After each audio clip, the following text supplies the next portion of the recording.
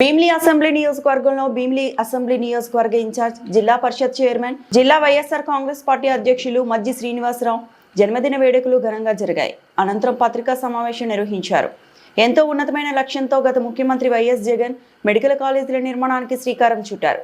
కేంద్రాన్ని ఒప్పించి 5 మెడికల్ కాలేజీలకు అనుమతులు తెచ్చారు. మిగతా కాలేజీల్లో సుమారు 8,500 కోట్ల వ్యయంతో నిర్మించడానికి శ్రీకారం చుట్టారు. ప్రతి పేదవారికి వైద్య విద్య మెరుగైన వైద్యం చేరువ కావాలని నాడు వైఎస్ జగన్ పరితపించారు.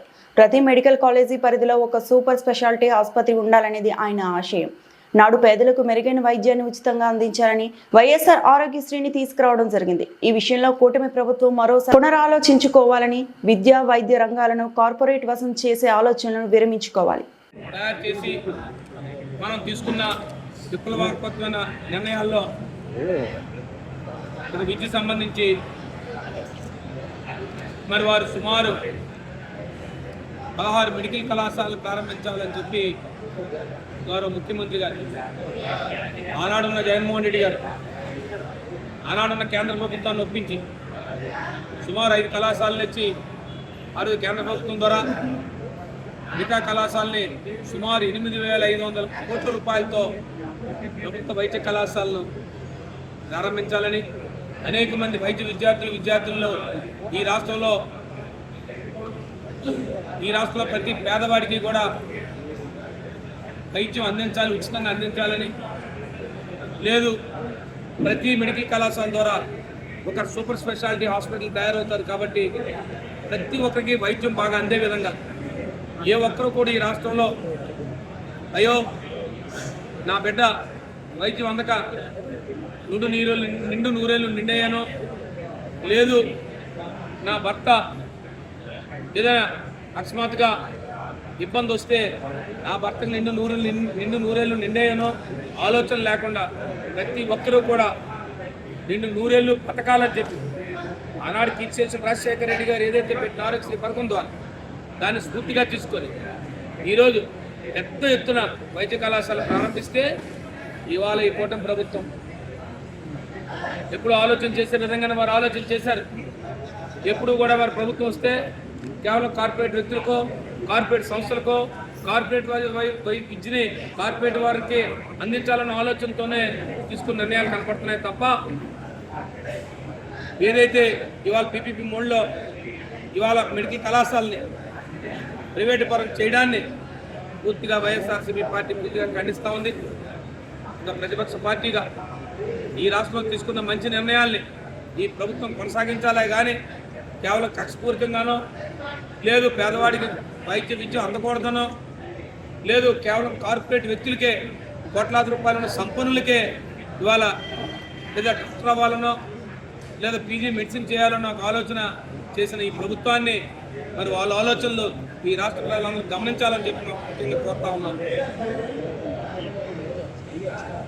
ఆ రోజు కేవలం మారుమూల ప్రాంతమైనటువంటి మంజం జిల్లాలో పార్తీపురం లాంటి ప్రాంతాల్లో కూడా వైద్య కళాశాల ప్రారంభించాలని చెప్పి ఆనాడు ప్రతి జిల్లాలో కూడా 26 జిల్లాల్లో కూడా కొత్తగా ఏర్పడిన జిల్లాల్లో ప్రతి జిల్లాలో వైద్య కళాశాల ఏర్పడాలని చెప్పి ఆనాడు ఆలోచన చేసిన మహనీయుడు ఈరోజు గౌరవ జగన్మోహన్ రెడ్డి గారు.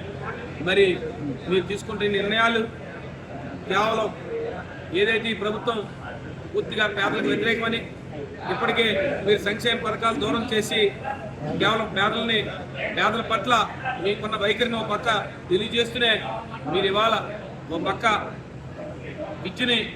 వైద్య విద్యని 2 విద్యల్ని కూడా ఇవాళ కార్పొరేట్ వ్యక్తులకి దారాదత్తం చేసే ఈ కార్యక్రమాన్ని పూర్తిగా ఖండిస్తూ ఉన్నాం. ఇప్పటికే ఇంటర్మీడియట్ కళాశాలలో అడ్మిషన్ లేక ప్రభుత్వ జూనియర్ కళాశాలలు కానీ ప్రభుత్వ డిగ్రీ కళాశాలలు అయితే ఇప్పటికే ఒక సెమిస్టర్ పూర్తి చేయవలసిన పరిస్థితులు ఉంటా ఇప్పుడు ఇంకా అడ్మిషన్ నోటిఫికేషన్ ఇచ్చే పరిస్థితి. అంటే మీ ఆలోచన ఏంటి?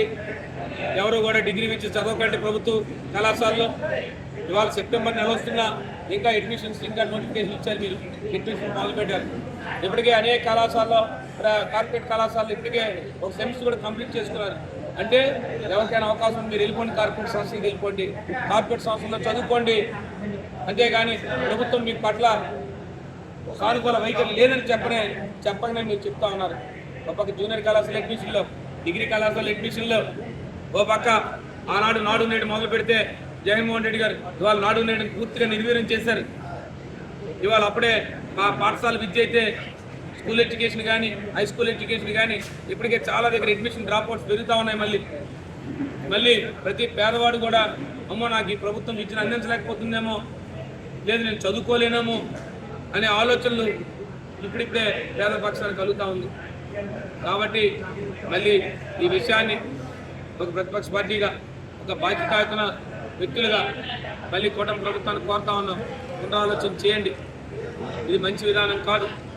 ఏదైతే గత ప్రభుత్వంలో ప్రారంభించిన ప్రతి కళాశాలని కూడా ప్రభుత్వమే నిర్వహించాలి, ప్రభుత్వం ద్వారానే కట్టాలి, ప్రభుత్వం ద్వారానే విద్యను అందించాలి ప్రతి పేదవాడికి అని చెప్పి మిమ్మల్ని కోరుతూ, విద్యను ఎప్పుడు కూడా విద్య కానీ వైద్యం కానీ ప్రభుత్వం ఎప్పుడు కూడా పేదవాడి నుంచి ప్రతి ఈ రాష్ట్రంలో ప్రతి వాడికి కూడా ఉచితంగా అందే విధంగా ప్రతి ఒక్కరికి కూడా ఒక భరోసా కలిగే విధంగా ప్రభుత్వ నిర్ణయాలు ఉండాలే కానీ నాకు ఈ విద్య దొరకదు, ఈ విద్య అలాంటి వాడికి లేదు అనే ఆలోచన ఆనాడు రాజశేఖర రెడ్డి గారు ప్రతి ఒక్కరు చదువుకోవాలి, ఈ ప్రభుత్వం నిన్ను ఆదుకుంటుంది, ఈ ప్రభుత్వం నిన్ను చదివిస్తుంది అని ఆ రోజు విదేశీ విద్యను కూడా ఆయన ప్రవేశపెట్టారు.